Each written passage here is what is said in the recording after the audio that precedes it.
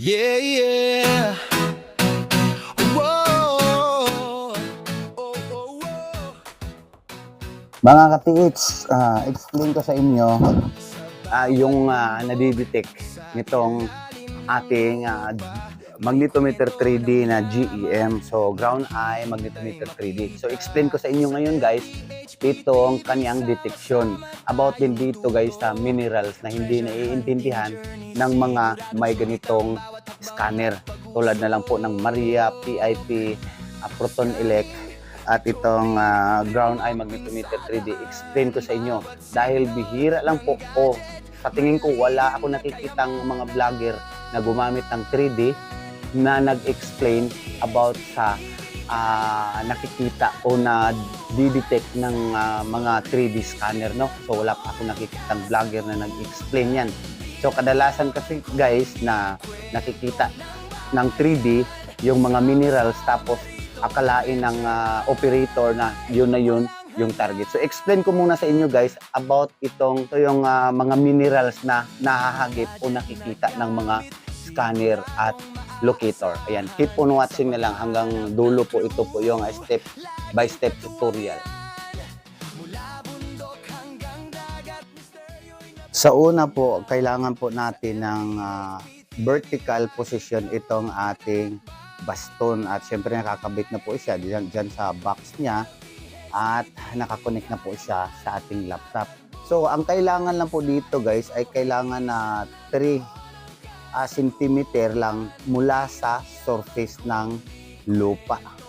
Kailangan po siya 3 cm hanggang 10 cm, hindi po siya tataas para po malakas yung signal at ground penetrating nila. Ayan, makikita natin sa ilalim may kuweba na puno ng magnetite. Yung magnetite ore, kulay brown at makintab dahil magnetic siya, bumugulo siya sa mga magnetic field ng mundo. So, yung mga pulang araw na paakyat, yan yung signal na yung magnetic flux na umaakyat mula sa minerals paakyat sa ibabaw. Ayan po. Pag mas pula at mas marami, mas malakas, ibig sabihin totoong may laman. So yan po yung 3D image niya eh. Pag may mas pula, ibig sabihin target na po siya o yun may laman po yung ating ini-scan.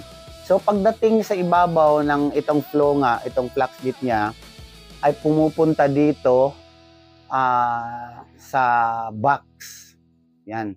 Tapos galing naman nitong box natin, ibabato niya yung program niya, ibabato doon sa laptop. Kaya po magbibigay po yung laptop na 94 confidence. Ibig sabihin 94% sure ang minerals deposit talaga yan kahit 10 metro na. So ibig sabihin kahit 10 metro na makikita talaga ng 3D image yung tinatawag na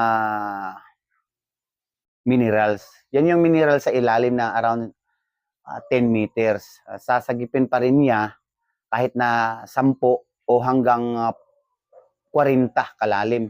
Kasi nga, yung ating baston ay hanggang 40 meters siya. Diba?